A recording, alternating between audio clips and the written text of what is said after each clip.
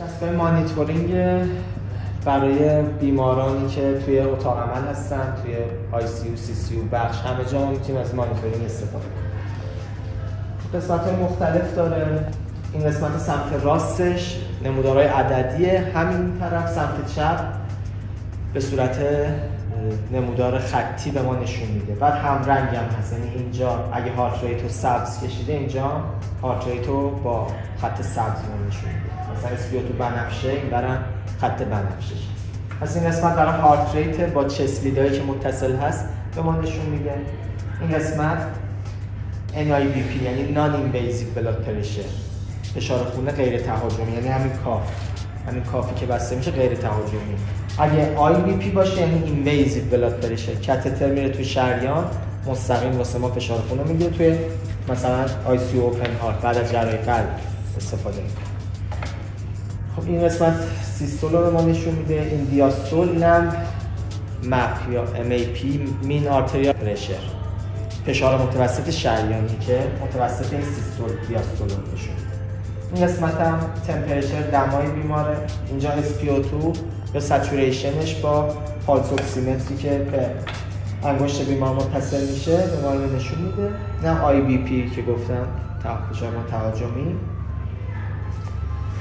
این قسمت هم میزان بازگشت CO2 که باید ماژول مخصوصش متصل بشه به رول تراشر به ما بازدم رو نشون بده چقدر CO2 درش هست. قسمت دکمه هاشو بخوایم بدیم، فریز چی کار میکنه؟ داره حرکت الان میکنه. وقتی فریز رو بزنیم نگه میداره. بعضی موقع یه آنومالی میبینیم، یه آریتمی میبینیم، میخوایم وایسته ببینیم چه چیزی هست. فریز رو که میزنیم صفحه وایسته، دوباره که بزنیم آزاد میشه. این خطام که میندازه یعنی تا اینجا فریز بوده، از این به بعد آزاد شده. دوباره من فریز رو میزنم، وقتی میزنم یعنی از اینجا به بعد غیر فریزشه دیگه. این هم که عکس دسته، عکس دست با کافه استارت استاپ. اینو بزنیم کاف باد میشه، فشار خون نان اینویزیو رو میگیره. پس NIBP رو با این عکس دست و کاف میتونیم بگیریم.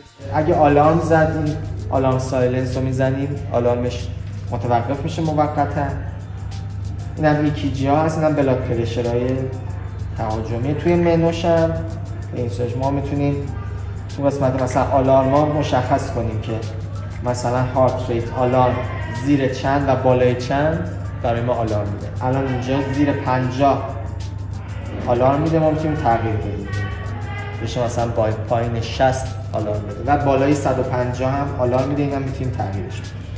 یا مثلا فشار خونش چند بود، لیمیتش رو اینجا مشخص کنیم چند باشه، زیر چند و بالای چند آلارم بده. مثلا این تنظیمات آلارم میرسه.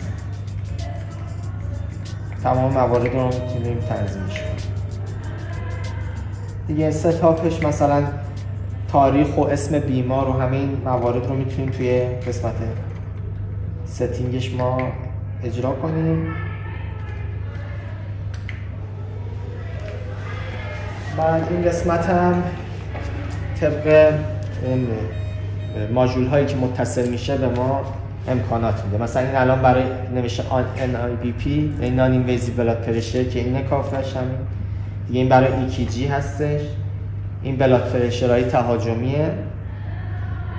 این برای کاتترهای دما هستش. اینا هم که میبینید کناری هر کدوم قلب کشیده، یه قلب و یه مربع، یعنی به دستگاه الکتروشوک مقاومه. یعنی این وقتی کاف وصل کاف فشار سنج، ما میتونیم اگه مریض نیاز به CPR داشت احیا رو انجام بدیم، دستگاه الکتروشوک هم بزنیم کنار هر کدوم زده.